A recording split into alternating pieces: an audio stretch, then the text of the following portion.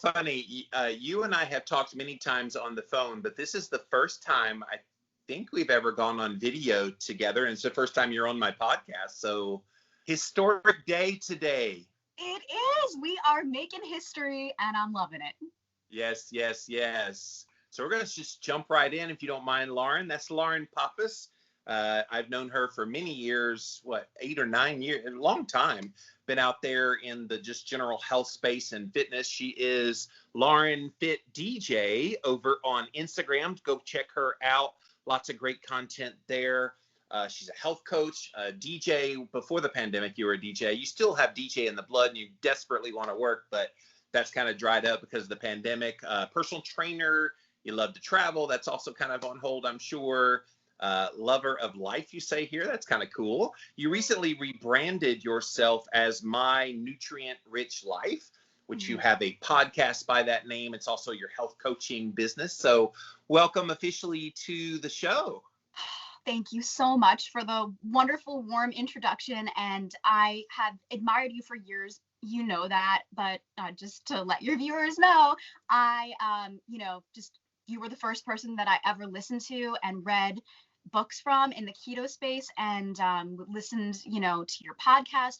And I was like, who is this man? He is so sweet and knowledgeable and just a wonderful soul. And me and my friend Chris Bell were just like in all of you. And so it was so cool to finally be able to meet you in person and connect with you and then become friends with you. It's like a dream come true, especially to be on your podcast. It's so cool. This community is so small. I know sometimes people, oh my gosh, there's so many people. No, there's really not. There's a few people. It's amazing who you gravitate to. And you were one of those, because it's like you can see the people that are, for lack of a better word, fake, from the people who are genuine and are actually trying to help people. And I've always viewed you in that way. Chris Bell, the same way. You're one of your good friends. And so, yeah. So I'm glad we finally have you on the show. A lot of people may not know who you are. So just tell us a little bit of your story about how you got into personal training. I know you have been on before talking about on my Clubhouse room, which I'm simulcasting over here. And you have talked about how your dad was the one that kind of got you into fitness, which is kind of a passion of yours. Now, guys, if you need inspiration for fitness, follow this lady here, because she does all of these like really easy at home workouts that you don't need a big gym for. Your whole world is your gym. So tell us a little bit of your story, and then we'll jump into what we'll talk about today. Yeah, thank you so much for that. Yeah, so I got into fitness kind of in an unconventional way. Like I fell upon it and it came into my life right when I really needed it. I grew up with learning differences, learning disabilities, they were called at the time. And I was diagnosed with dyslexia and ADHD when I was about 9 years old. But I had really been struggling in school and had a really hard time academically and was just failing tests. And I had really low self-confidence as a result of that. And it was kind of a relief when I was officially diagnosed with the learning differences, because then I realized that there was a reason, and it wasn't just because I was dumb, because that's what I thought, I was dumb. And but that was still like ingrained in my head, that I wasn't smart. I had this thing where I felt like I didn't have good coordination, so I wasn't particularly athletic. And I didn't do well in school, and I didn't feel really attractive either. So it was like all these things on top of each other. And it just got worse as I started to develop and got into like my teen years, because then I had acne, and it was like, well, I felt like I had nothing going on for me, and it was really hard. So when I was 15 years old, I had this epiphany, and I was like, I'm sick of feeling sorry for myself. I'm sick of the pity. And I want to be good at things, and I want to conquer my fears, because I feel like if I don't do that now, I'll never do that at any point in my life. So it started with running the mile in gym class, and I normally would fake a sickness or fake an injury to get out of it. And this particular year, I told my friends, guys, I'm going to run the mile, and I'm going to run it with everything in me. And I did. And I got a really good time. And all my friends were cheering me on at the finish line, and they encouraged me to join the track team. And I went into the track coach's office, and I said, sign me up for track. And she says, whoa, hold on. it's not track season. And I was like, oh, darn, when is it? When does it start up again? And she said the fall. And I was like, okay, I'll be back in the fall. And then as I'm exiting the room, she goes, wait a minute, hold on a sec. And I was like, okay, what? And she was like, but it is cross country season. And I go, what is that? She was like, long distance running. And I was like, sign me up, like divine intervention. Running was the thing that I hated the most. So I joined the track team. And at that same time, around that time, my dad took me to the gym and he taught me how to weight train. And I fell in love with, weight training, learning the ins and outs of the gym. And for me, it wasn't about transforming my physique. I was 15 years old and I had no concept of body image. To me, it was transforming my brain and giving myself confidence and helping my brain to function better. And it did. It helped me to focus and just cognitively. It was such a vast improvement from what I had felt before. And then my dad is a PhD nutritionist, and then I really got into nutrition. I started to learn about it around that age too. And it took years to get to where I am today.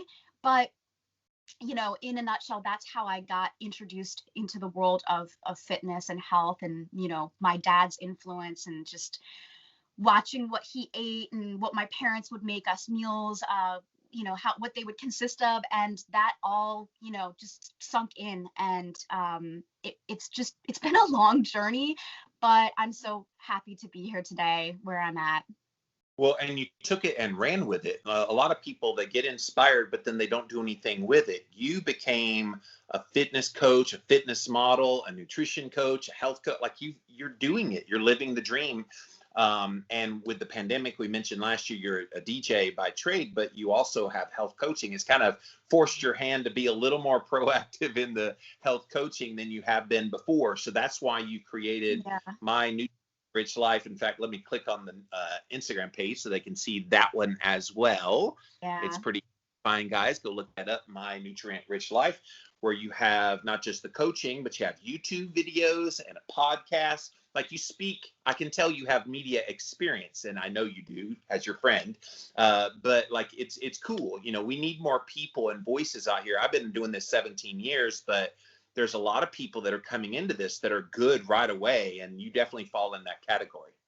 Well, thank you so much. Yeah, that was one of the things that I'm most proud of, not necessarily my media experience, but graduating from college. I graduated from college with a degree in journalism with emphasis on broadcast. And I never thought that was possible because of, my dyslexia and ADHD. I didn't think that I could graduate from college, but I did. And then I ended up getting into some media out in New York City and interviewing people, and in LA, interviewing other musicians and DJs and athletes. And that was just a blast. I love talking to people. I love hearing people's stories, and I love sharing them. Yeah, guys, go look up Lauren Pappas on YouTube, because there's all kind of where you're doing street reporting at like a bodybuilding competition or like street bodybuilding. It was funny on the beach and everything. You're professional when you speak. What's that? It's Muscle Beach in Venice. Yes. Yeah, if you know LA, everybody knows the iconic Muscle Beach. Yes. But, you. And you're infectious when you're on camera. Everybody can see that today because you got a big smile and you got a clear voice. You got all the stuff going on for you. So that's good. So you found keto, but you're not necessarily always keto. You want to talk a little bit about why you kind of veer in and out of it, that it's not something you do all the time? Yeah. So, like I said, you were the first person I was introduced to in the keto space, because I was doing my research. And I think that's so important that if you're going to I think changing your diet around is a huge life decision, and it can have some positive effects, and it can have some detrimental effects as well. You have to know what you're getting into. So I greatly researched the ketogenic diet and really dove into it and the history behind it, and read your book and listened to your podcast, and got familiar with Dom D'Agostino, and befriended people in that space, and Rob Wolf and stuff like that. And I don't know, I just was so interested in what it does for your health. Like if you have drug resistant epileptic seizures, or Yeah. if you have lupus or whatever it is, that it was helping people who had these issues or cancer. And I just thought that was so fascinating. And I really wanted to learn about it to help other people more so than help myself, because there was no real good reason for me to do it, but I did do it. I did it, like, do a strict classic ketogenic diet for about a month and a half, and I learned a lot from that, but it wasn't for me. Like, I didn't really need to do it, and definitely got And sick of it. Lauren, dig into that a little more, because this will be curious for people, because I agree with you. I don't think everyone needs to be on a strict ketogenic diet. Can you talk about why it wasn't good for you? Was it because you were an athlete and it kind of interfered with some of the bodybuilding and things that you do? Talk about some of that a little more. Yeah, definitely. A big part of it is when you do a classic ketogenic diet, obviously you know this, but for other people that are listening, it's high fat and moderate protein and low carbohydrates. And yes, as somebody who's as active as me, and even being a woman, like, I need protein, and I wasn't getting enough protein doing those classic ratios. So I learned to modify the ketogenic diet and do keto for me. And actually, back in 2013, when I did my first fitness competition, I was trying to get that stage look that all these women and men had, like, with the abs. And I was like, how do these people have six-pack abs? It was just beyond me. And so I asked my dad's advice, and I said, how can I look that way? I feel like I'm almost there, but I just have a little, like a little fat hanging on. And I don't think it was fat. I think it was actually water weight, because as soon as I did it, he was like, why don't you try more of a ketogenic diet? He didn't talk about a classic ketogenic diet. He didn't really get too much into it, but he's like, add a little bit more fat into your diet, make sure you're eating enough protein and keep your carbs low. And I just eliminated all the processed food in my diet, and started to eat real food, and just added fat to what I was eating. And I was probably eating more of like a higher protein, moderate fat, low carb diet. And Right. it changed my body like in a week. I had those abs, and I was like, this is so unbelievable.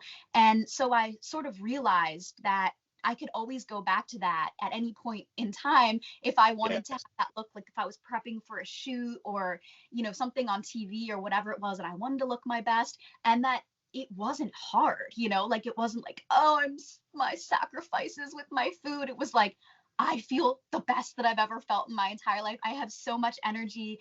And yeah, so that's how I figured out, like, modified ketogenic diet, that you modify it for you, for your needs. If you're an athlete, or if you're a woman, or if you're a man, or whatever, it's gonna be different depending on the individual and what's going on in their life.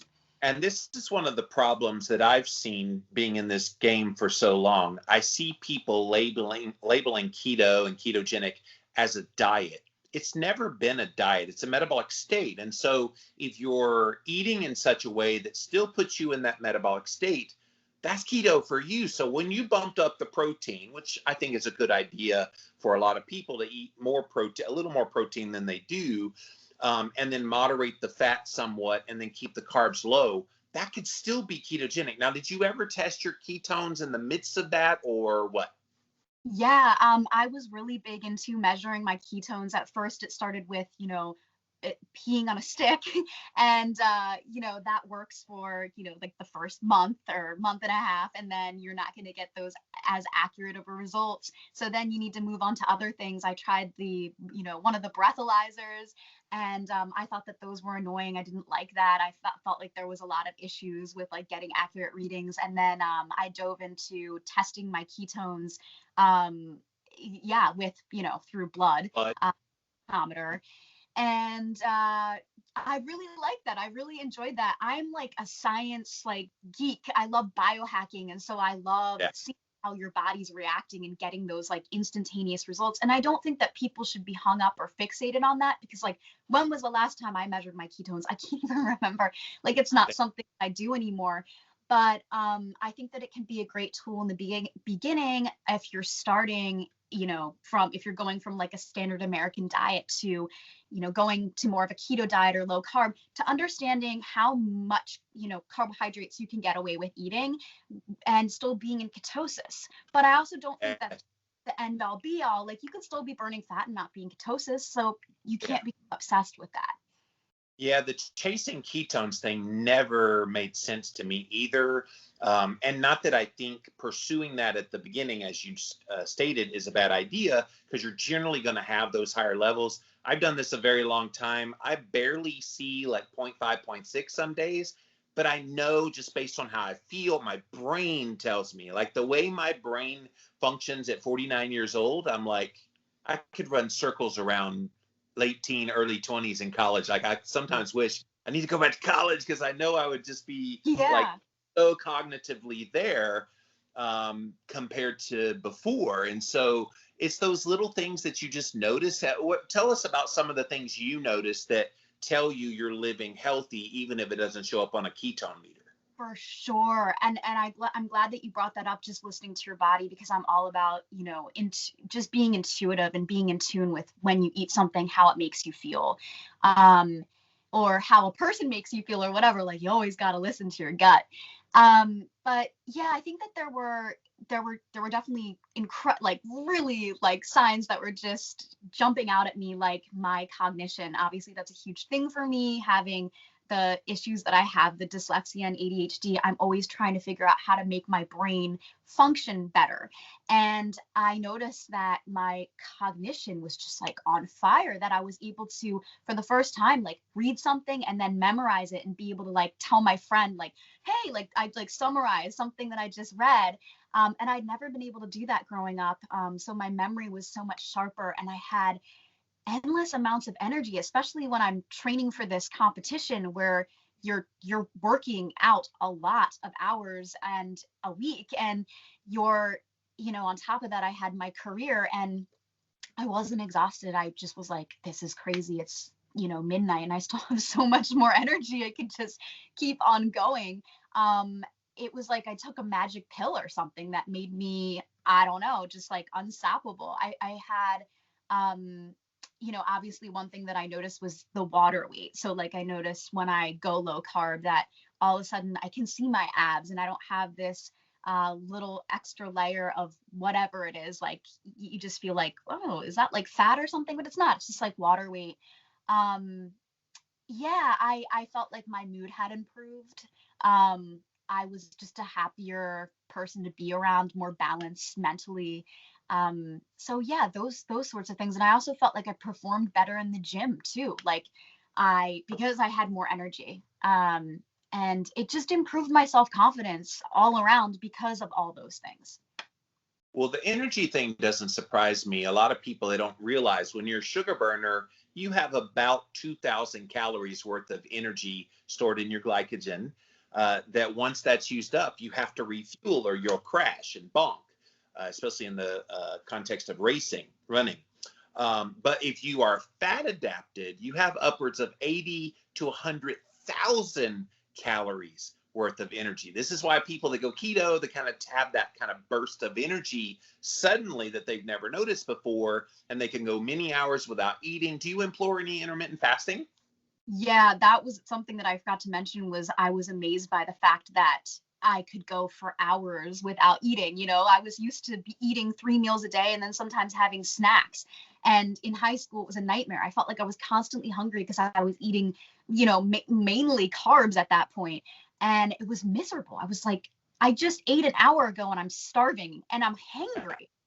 So yeah, I do intermittent fasting, and I've experimented with doing it different lengths of time, but yeah, usually I eat dinner around 6 o'clock now, and then I eat my first meal around 1 or 2, and I am not hungry anytime before that. And if I ever was randomly, I would eat, but I'm just not. My body's so used to going that length of time without eating. Yeah, and it's a beautiful feeling when you can go a long time. And sometimes when people go keto, they'll say, well, I wasn't hungry today, so I didn't know, should I eat, should I not eat? I'm like, you can skip a day of eating. Like, that freaks people out. I recently finished an 18-day fast. I don't recommend that for everybody, but I have the body fat to support it, so I didn't feel that it was going to harm me. But there are some people that they freak out if they miss one meal, and I'm going, historic times, like paleo times, that's how they lived. It was normal to skip meals. There was no such thing as a construct of breakfast and snack and lunch and snack and dinner and snack and midnight snack. That's something we in modern society, with food availability everywhere, just kind of latched onto, but it was never historically the way any human ate. Absolutely. And like, being a member of Gold's Gym Venice and being a part of that bodybuilding community and competing, people thought that I was insane what I was doing at the time. They were like, you only eat 2 meals a day, and like, you eat avocados and whole eggs. You can't eat that on a bodybuilding diet. And I go, you're coming to me for advice because you want to know why I look the way that I do. This is what I'm doing. So, maybe you need to open up your mind a little bit. But I understand, like with bodybuilding, I don't even want to go there. It's a whole different beast. And when you're a guy, you're trying to put on a lot of size, you're going to need more meals. That's the truth. I do want to go there a little bit because the bodybuilding community actually was one of the first ones to embrace the ketogenic approach as a bodybuilding modality. Can you talk about a little bit of that and how it applies to like how people could eat to be that way? I know a lot of it's genetics, getting the big muscles, but making their body the best fit that it can be.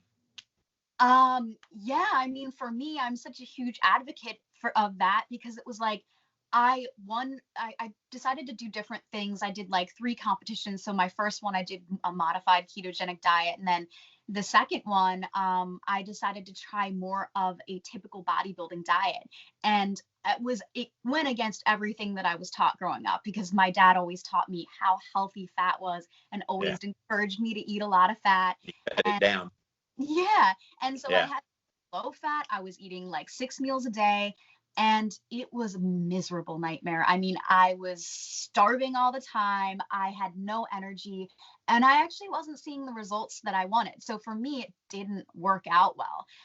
But yeah, I'm really glad that people in the bodybuilding community have embraced this. And I think some of the older bodybuilders were doing this, and even, people that are legends in the community from back in the day, like Dan Duchesne.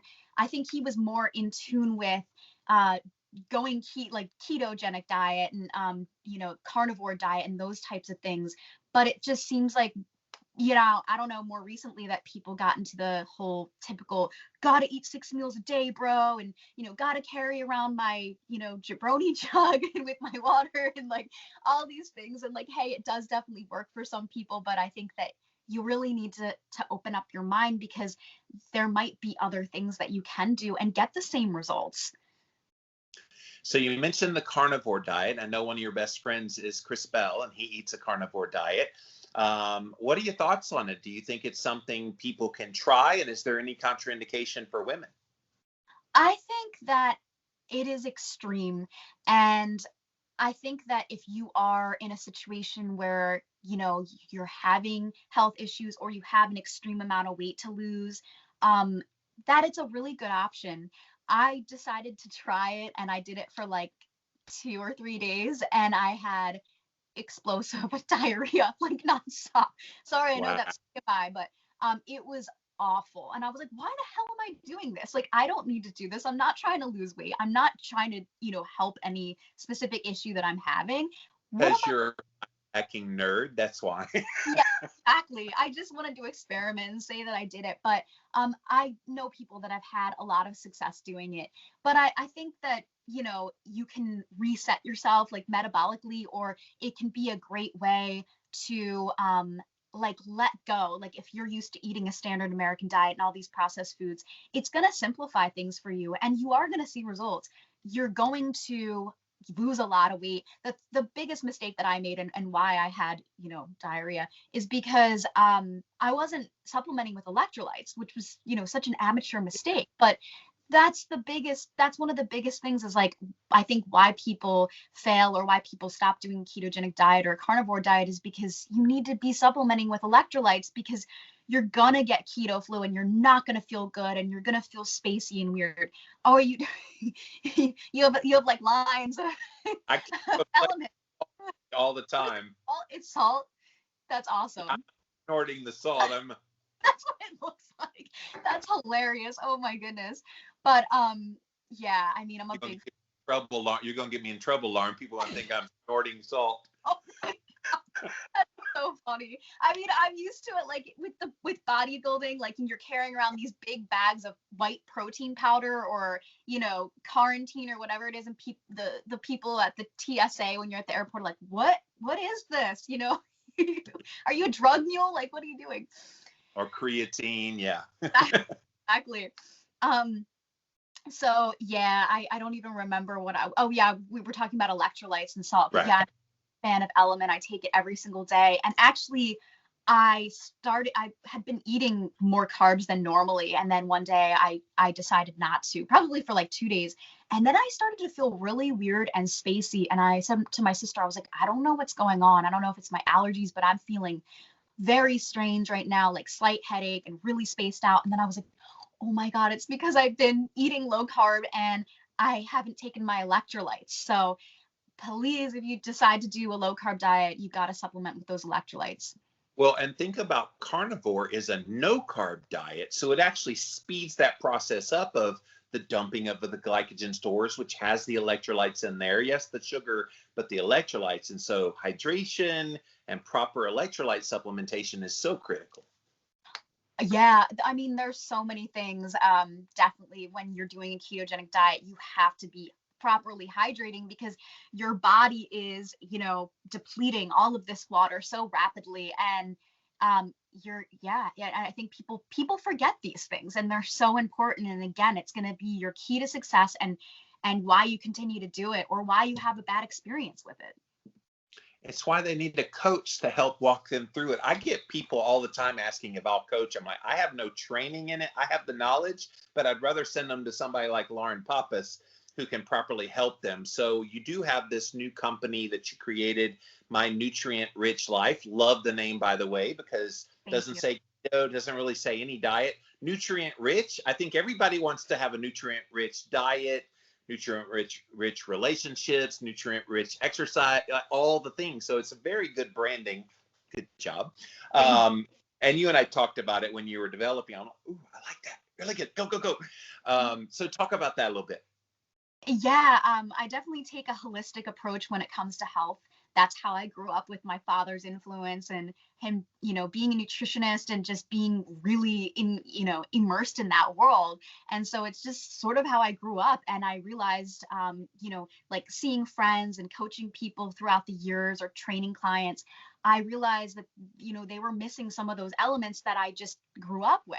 So Yeah. it's not just about the diet, and it's not just about exercise. It's about, the other components too, like what are you doing for your emotional health, and like how in tune with that are you? And there's just so many things that I feel like people are missing when they try to make these changes to their health. They just focus on like one thing or two things when there's all these other components, the spirituality. And every morning, like I have a morning routine. So I feel like this is really important to set the precedent for your day. Is I wake up, I do some prayer and meditation and maybe a little bit of yoga, and I turn on Enya on my Alexa, and I'm listening to Enya, and then I'm giving I'm thinking about things that I'm grateful for, and stretching, and just like it's a great way to start the day with peace and gratitude and love in your heart, because Yeah. that what happens during that day, shit happens. I don't know. I just feel like you have a better, more calmer, more centered attitude. So to me, that's like a huge thing, is like how we start our day. And I love on your posts, and go check out her posts, you guys. You write some deep stuff.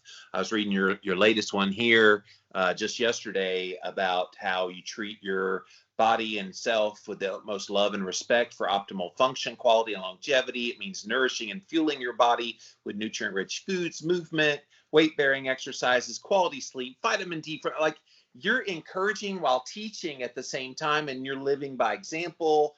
And you do these nice photo shoots and everything to show off what you look like and everything. So it's really good. And I love it. Nutrient rich life. Like, I want to delve in a little bit into some of the things you talked about there, because people deal with traumas in their past. And I've been very open about my childhood trauma over the past year. And they don't know how to handle like feelings, like when things happen. And you had something pretty traumatic happen last year to you that kind of sent you a little bit in the tailspin. I don't know how much you want to talk about it, but I just thought I'd throw that out there. Going to leave an open door for you to go where you want to go. But dealing with these things is just as important as the food you put in your mouth. It's just as important as that twist and up and push-ups and all the things that you do in your fitness videos. Can you talk about some of that stuff on a more personal basis? Yeah, it's monumental. Like, that's another huge thing that I really advocate is I think that, if you have a weight that you want to lose, like you have a lot of weight to lose, I think that one thing that might be holding you back is that there's things going on psychologically that you're not dealing with. And I always encourage people to, seek therapy and talk to somebody. There are so many great resources out there, or journal. But I really think that if you have issues like perpetually with your weight, I think that there's things that, that aren't being dealt with. And I last year, back in 2020, I had a rough year. Like, it was one of the roughest years of my life. And I know that it was for everybody because of the pandemic. Everybody was dealing with loss. So actually, I didn't feel as alone.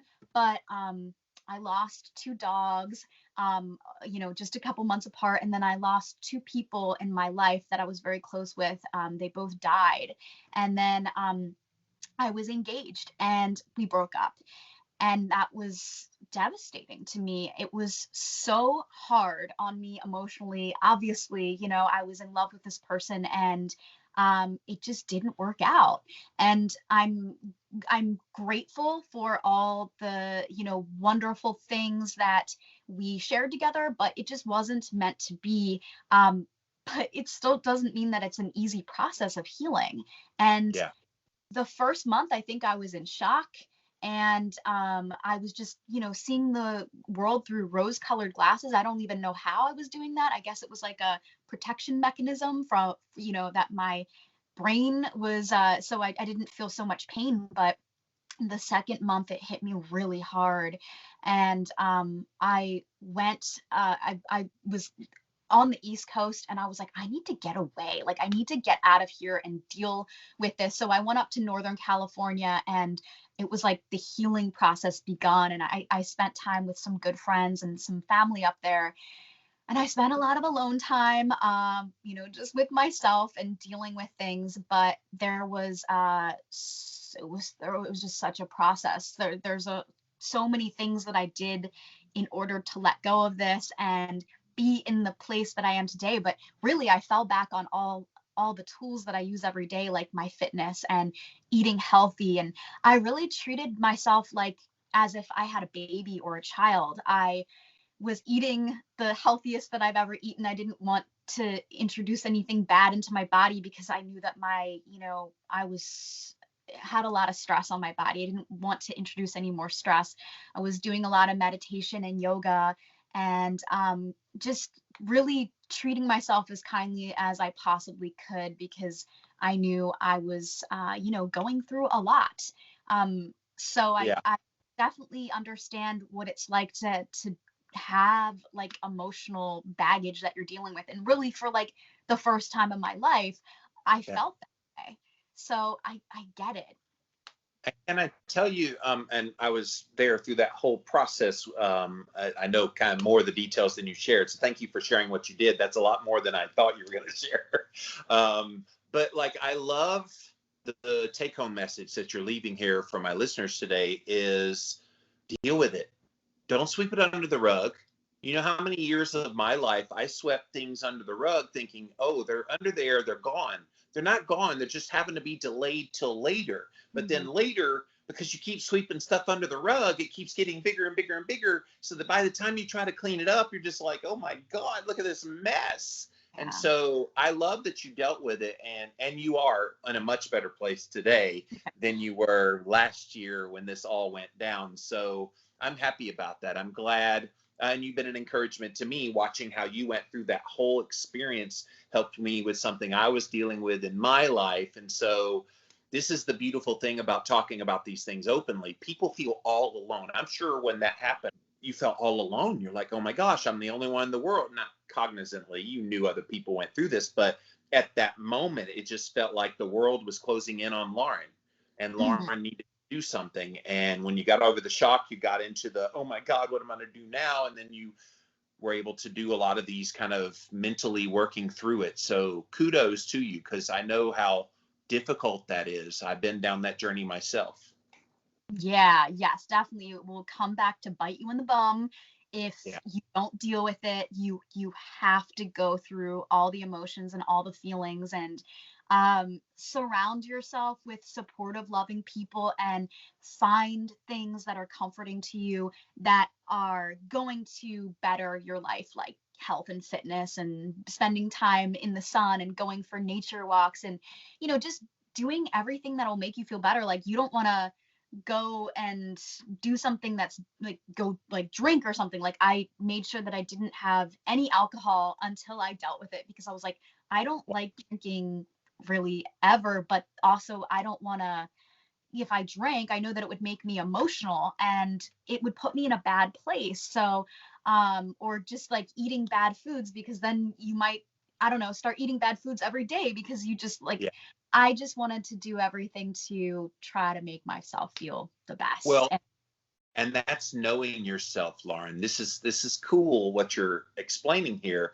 People that go through things, oh, they turn to alcohol or they turn to junk food because they're looking for comfort. You knew that that would be the tendency if you introduce those into your diet and your life at all. They would become that comfort that you would keep going to. So I love that you found the comfort from within yourself and again manifested it. Now you're on the other side of it, probably still dealing with a few little things, but for the most part you're on the other side of it and living your life with lots of hope now.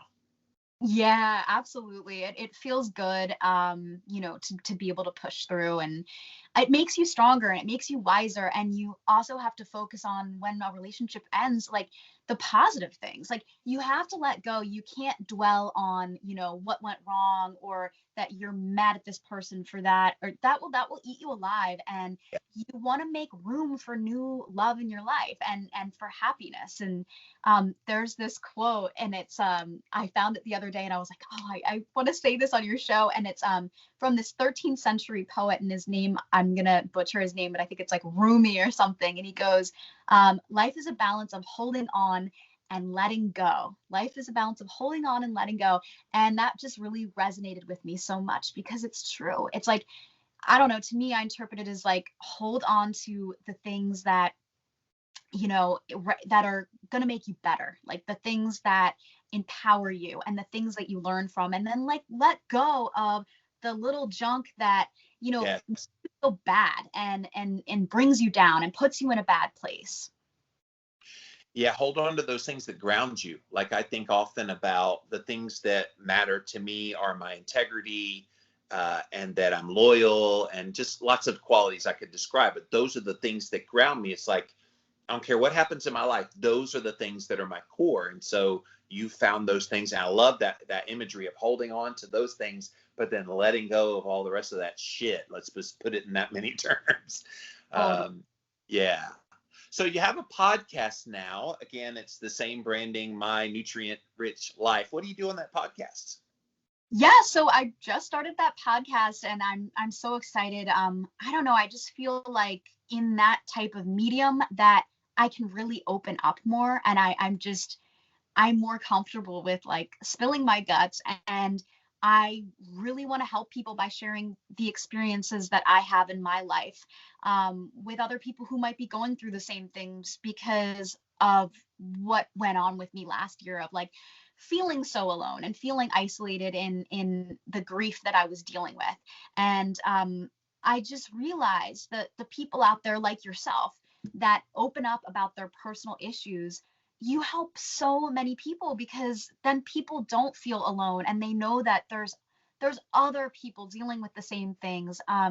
So I'm opening up on there, really, and talking about nutrition and fitness and all the things that I do every single day that have changed my life. And, you know, just sharing what I've learned. I'm going to have my dad on often as a guest host. I do a lot of videos with him on YouTube to, you know, talk about the technicalities because he's the doctor. And, you know, I'm going to have guests on, and I hope you can come on. And I'm going to have my sister on so that we can talk about more, you know, female-based issues. So yeah, I'm really excited. I'm really looking forward to it.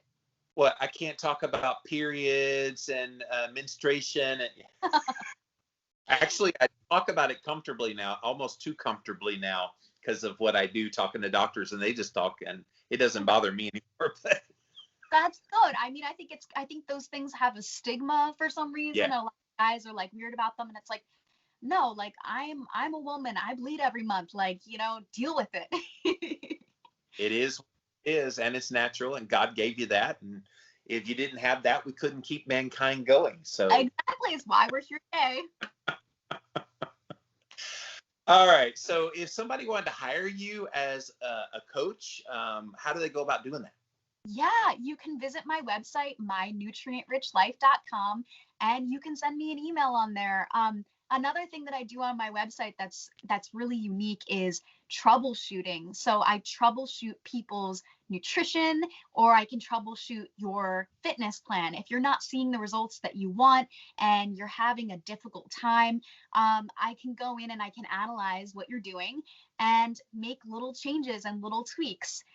So that's my specialty. And then obviously I also do the one-on-one coaching for, you know, 3 months or a year, whatever you want, where I'm holding your hand. Like, I created this website because I felt like that was so effective, that some people need that really like one-on-one attention, and I'm available. Like, I have clients call me, you know, at 9 o'clock at night because they're ready to binge, or they're at the grocery store and they don't know what to buy or whatever. Like, I am that person for you. You can, you know, you can really access me anytime. And I love helping people. So right now, for your viewers, for your listeners, I'm offering 50% off of all of my packages. So you can just email me at mynutrientrichlife.com, and I'd be glad to chat with you and set you up with a plan.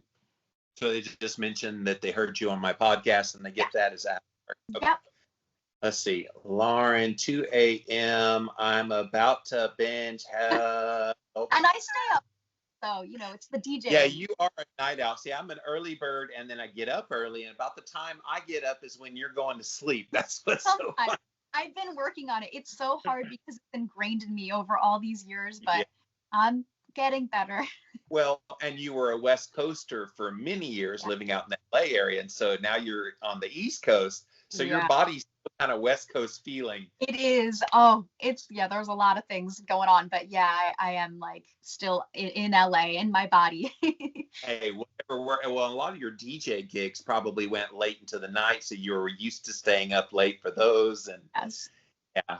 So DJ, and you got any gigs at all from, I guess, since the pandemic sort of started to? A few sporadically, some virtual gigs, but I think things are going to start opening up again, and I'm really looking forward to that. I can't wait to get back out there. It's my outlet, and it was my business for so many years when I was in LA. My DJ name is Fit DJ, because of my two passions and, you know, working in the fitness industry. And I started to like get hired at a lot of the big fitness events throughout the country, and that was really fun. But yeah, I hope that things start to go back to normal and I can get out there again and start connecting with people through music. Yeah, I know you miss it. And it's so funny. I've seen you at some of the keto conferences. They asked you to DJ. I think Low Carb USA, I think was one of the Health Summit. And the Metabolic Health Summit. That's right. And so, yeah, when you're in your element, you're fun to watch because you're listening to the music and you're doing the little dancing thing, and you got the next one, and people like walking by, and you're just like, hey, doing all this. You're fun to watch DJ, and you can tell that it's like a passion of yours. It's cool. I love it. It's the two sides of me, and another reason like I loved getting into fitness and lifting weights and being a DJ is because they were like male dominated, like they're more associated with Yeah. men. I Yeah. was like, this is so empowering to be a woman in this space. And I was faced with a lot of resistance being a female DJ. And I even still to this day would have guys come up to me and say, are you really DJing or are you just standing there pretending like you're DJing? Like, because I'm a woman, they didn't think it was possible. And I'm just like, come on, bro. Like, really? On behalf of all of mankind, men, I'm sorry. That's horrible. That is so horrible. But anyway, I guess misogyny lives on, sadly. Yeah. Well, guys, go check her out. She is Lauren Pappas, and that's Lauren Fit DJ over on Instagram. You can join her 25,000 followers over there and get links to all the things we talked about here today. But Lauren, my friend, thank you so much for being here today. Thank you so much, Jimmy. This was an honor and a privilege and a dream come true. I love you.